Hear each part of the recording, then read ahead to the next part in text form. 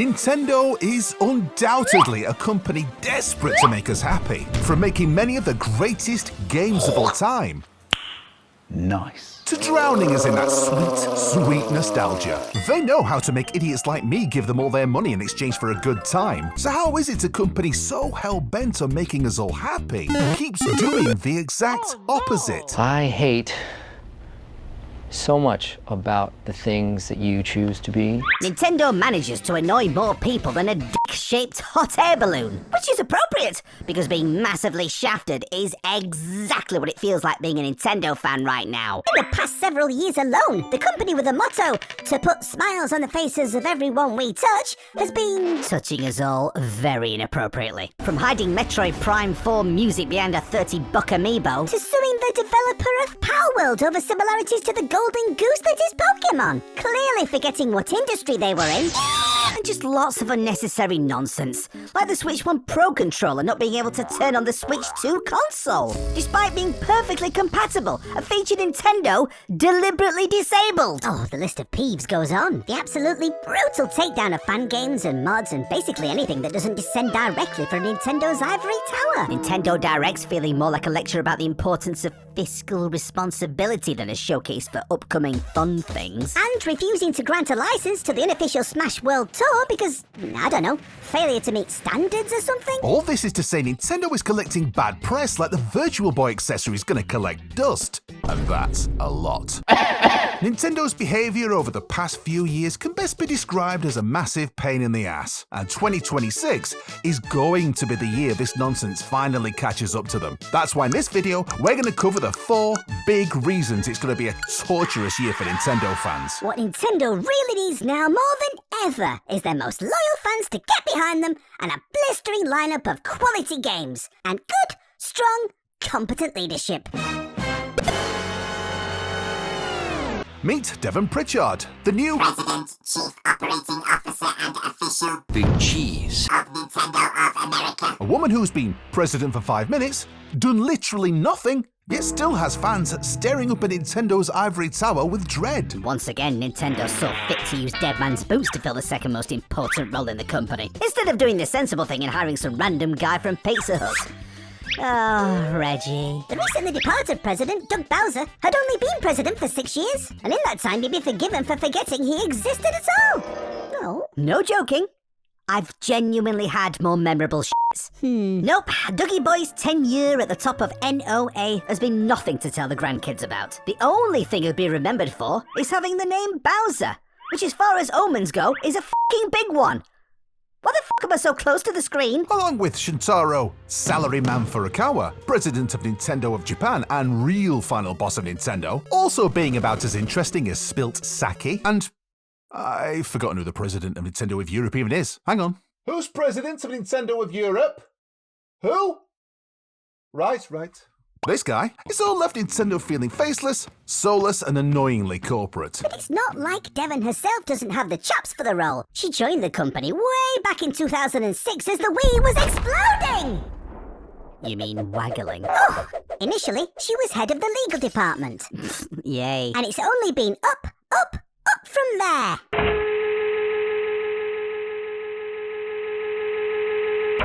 But the problem is, her resume reads like a greatest hits of all the aspects of corporate America. Like if you started reeling off all the past responsibilities at Nintendo, you'd have an easier time staying awake after sex with a Snorlax. She has the death mountain-sized task of steering Nintendo through a minefield of controversy and uncertainty. And doing all this while a pissed-off fandom circles around her like the Riders of Rohan. Her history inside Nintendo and general aura have caused more than a few to dust off their hands and declare, well, you had a good run, Nintendo, but... Done! She was named Acting Executive Vice President of Revenue, Marketing and Consumer Experience at Nintendo of America. after Bowser succeeded Reggie Fils-Aimé as president, and stopped acting not long after. But ask yourself this. In the years since she took the position, how has Nintendo's marketing and consumer experience gone down with you?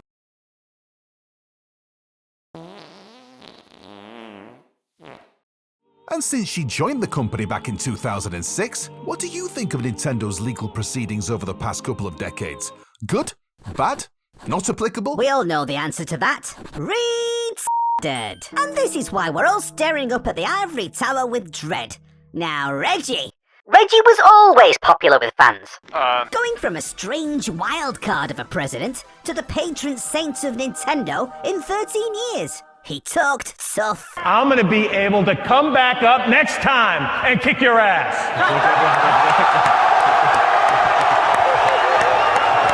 Wasn't afraid to ridicule himself.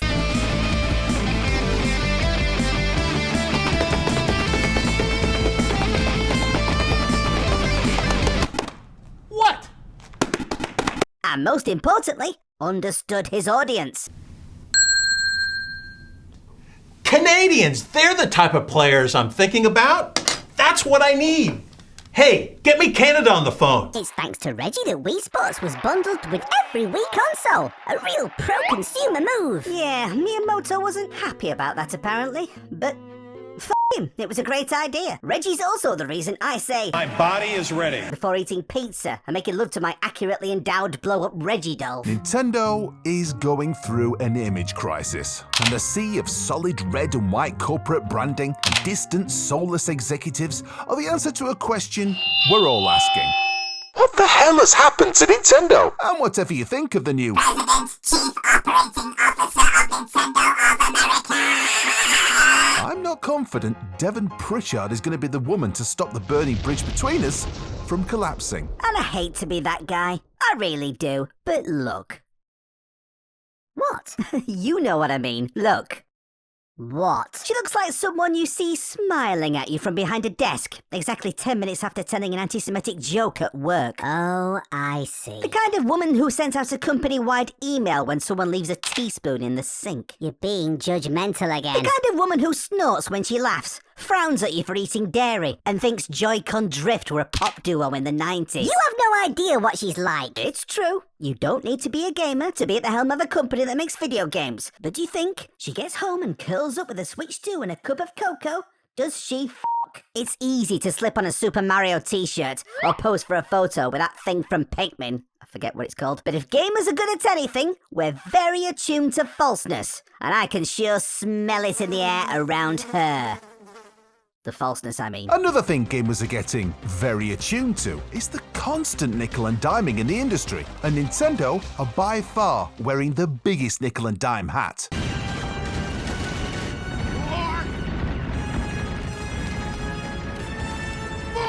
Like, it seems every and any opportunity Nintendo has to squeeze a little more out of us is being giddily and gleefully taken. And this is the second reason Nintendo will be tortured this year. They were the first company to break the glass ceiling on $80 games, meaning other game publishers were now free from damaging silly little things like their company image and baseline human morality, something Nintendo has no issue doing. Pump those numbers up. Those are rookie numbers. Charging $40 for plastic dust magnets, and yes, I do too, and $10 to upgrade your 2017 copy of Breath of the Wild to dizzying 2016 standards. And the high price beatings are unfortunately set to continue.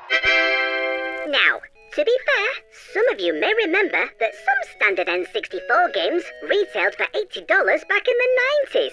Killer Instinct Gold, Turok, and Star Fox, to name a few. So it's not that unprecedented. And I guess $80 games make sense when you realise the Switch 2 is hopefully going to be around for the best part of a decade. And setting the precedent now is better than upping the prices when games like Mario Kart World and Donkey Kong Bonanza are, say, 5-6 years old. Shut the f*** up! For those of you not pushing 40 or suffering some kind of horrendous brain injury, you could get a Labo for $10 cheaper than Mario Kart Horizon. Mario Kart World, and that was a huge box full of material and shit. It's not GTA 6, it's just another Mario Kart. Oh, here we go again. And just because something happened in the 90s is no reason for it to ever happen again. See dial-up internet and the Macarena for further proof of that. But we've got to talk about the Switch 2 itself, because for all the continuing trend of Nintendo delivering as an underpowered console, they make significantly less money on the Switch 2 than they did on the Switch 1. I've got nothing left.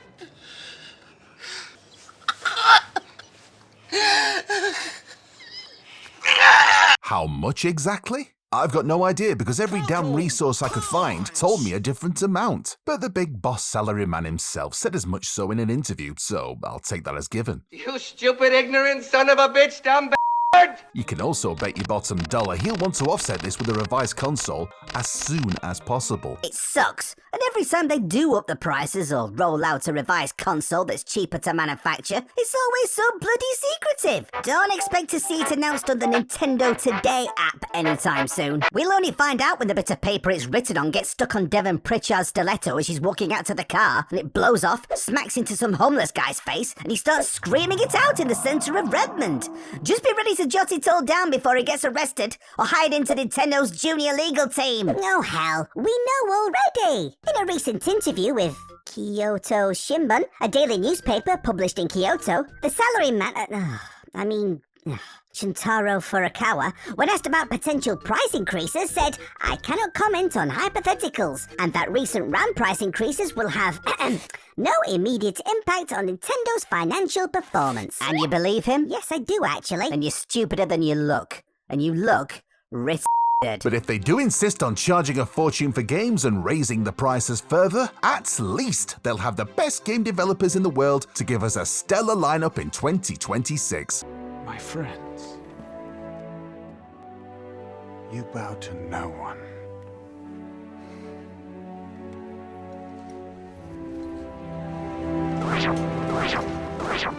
The amount of anniversaries that are falling this year is insane! It's the Pokemon series 30th anniversary, The Legend of Zelda's 40th anniversary, 15 years of the 3DS, 25 years of the GBA, the 25th anniversary of Animal Crossing, 20 years of the Wii, and Twilight Princess 2, of course, 25 years of the GameCube and Luigi's Mansion 2, of course, 30 years of the N64 and Super Mario 64 too, of course, Metroid turns 40, Pikmin turns 25, Kid Icarus turns... Right! Alright! F*** me! They get it! Shut the f*** up! Hey! Yes! This is the third way Nintendo will piss us all off this year. A poor first-party lineup. True, there are a lot of anniversaries coming this year, so you'd think there'd be a lot of re-releases, remakes, and a general feel-good attitude. Yay! But here's the problem. So many of the recent anniversaries haven't amounted to a hill of beans. We either get some poorly thought-out port with a huge price tag slapped on the side of it, a piece of artwork with thanks written on it, or nothing at all. It was the 40th anniversary of the NES being released in the US last year, and the only way Nintendo acknowledged it was Doug Bowser grunted at a calendar notification over his morning shot of tequila.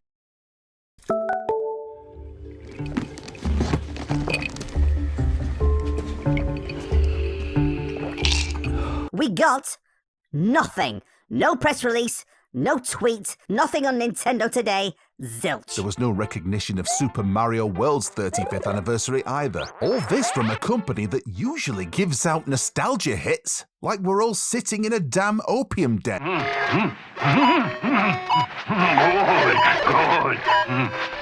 When you're sitting on IP, every entertainment company in the world would saw their right arm off to acquire. Celebrating your anniversaries is a cheap, low-effort way of reminding everyone how culturally significant you really are. But all we get instead is a shaped hot air balloon flying overhead. So a lot of the legwork in 2026 is no doubt going to be done by whatever flagship release Nintendo is cooking up. And whatever it is, needs to be an absolute slug of a big hitter, because Nintendo don't need another year like 2013 on their hands. This is the year the Super Mario Galaxy movie will hit screens, so there are rumours of a 3D mainline Mario game to support it.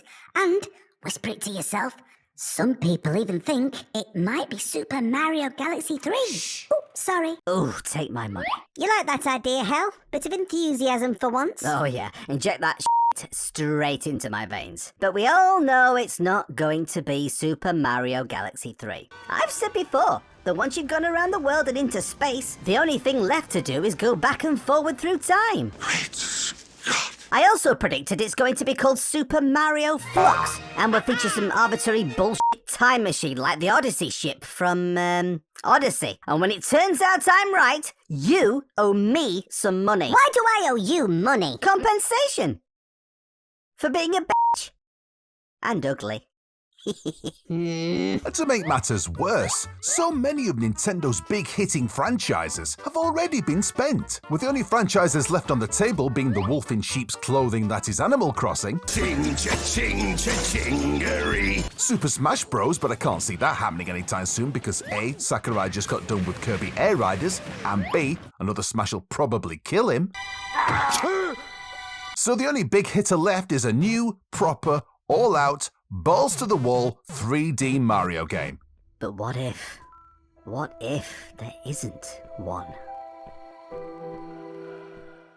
Pause for dramatic effect. When the first Mario Bros movie was released, we got Super Mario Bros. Wonder 6 months later. Fine. Makes sense to give us a Mario 1-2 punch in a single year, but we're all just assuming that'll happen again this time. It's worth remembering the team that made Super Mario Odyssey was also the team that worked on Donkey Kong Bonanza, which is less than a year old. And although, yeah, it has been reported DKB had been finished for some time, it's not a given Nintendo has a big hitting Mario lined up for this year. No shit, Sherlock. Okay, Nintendo's confirmed first-party releases this year so far are Mario Tennis Fever, Another one. Fire Emblem, Fortune's Weave, The 18th one. Yoshi and the Mysterious Book, Meh. Splatoon Raiders, Lol. Tomodachi Life, Living the Dream. Lol. What is your problem? None of these are good enough to top Super Mario Bros. Wonder, let alone give Nintendo the golden egg-shitting goose they're going to need. While Wonder was great and sold well, it never sold that well. Despite the Switch One's huge install base, I wouldn't be surprised if Nintendo found Wonder a little disappointing compared to the dizzying heights of the new Super Mario Bros. Series. Last I heard, Wonder barely beat out Ring Fit Adventure, a game that introduced a kind of ring to fat people that wasn't an onion ring or their own arsehole. If Nintendo doesn't have a good year, or at the very least, doesn't stave off that creeping sense that the Switch 2's best days are behind it, things are going to get painful. They have an army of loyal fans, but they also have an army poised and ready to run them over the moment Shigeru Miyamoto so much as coughs.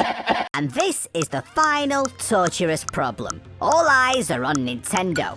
Big time. Like two giant ping pong balls hovering over Kyoto, frothing at the mouth. There's a mouth there too. For a sign that momentum is stalling, ready to claw at Nintendo for being stupid. And Nintendo are always stupid. Oh, it's got claws as well, has it? The point is, if Switch 2 sales dry up, like the Wii U, like the GameCube, nothing short of another Breath of the Wild moment will bring them back. So brace yourself, there's going to be a flurry rush of Nintendo are done! Consoles are dead! They should just make shitty mobile games! Just let Microsoft throw money at you like the whore you are! Just let Sony take you to a sleazy motel and make purple babies with you! Hey! Yeah? What the hell is this? Purple babies? Oh, I get it. Red and blue mixed together make purple. Yeah, you're a genius. When the original Switch first started to take off, my biggest relief wasn't, phew, Nintendo's gonna be okay now. It was that every single business guru, journalist, and talking head came out of the woodwork to tell Nintendo what they think they should do. And they were all Wrong.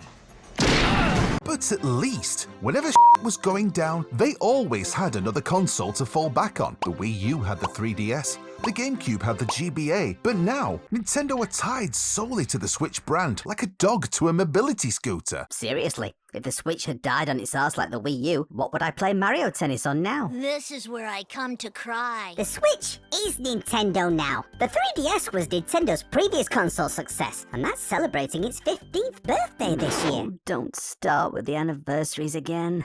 That's a whole generation of people growing up only knowing Nintendo for clicking their fingers, standing very still, and p***ing people off. So Nintendo really are on the verge of everything up, and it's going to take a Mario-sized intervention to keep them going. And the debate on what Nintendo should and shouldn't do will continue long into 2026. Maybe the next Fire Emblem game will have surpassed Mario Kart 8 in sales. Maybe the Switch 2 will beat out the PS2 before summer solstice. Maybe Nintendo will announce the Switch 3. Who knows what's in store? And stranger things have happened. Maybe Reggie will come back.